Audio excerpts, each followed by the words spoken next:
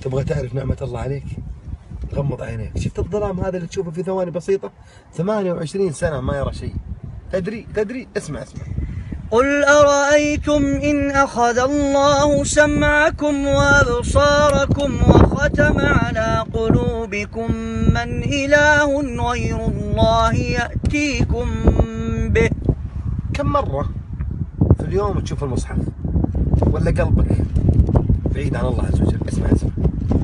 أفلا يتدبرون القرآن أم على قلوب أقفالها؟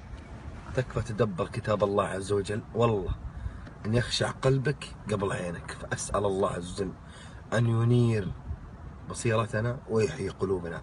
فالعمى يا غالي ليس عمى بصيرة، إنما عمى القلب. الله يسعدنا وياكم، وأسأل الله عز وجل أن يحرم وجه كل من نشر هذا المقطع. السلام عليكم ورحمة الله وبركاته.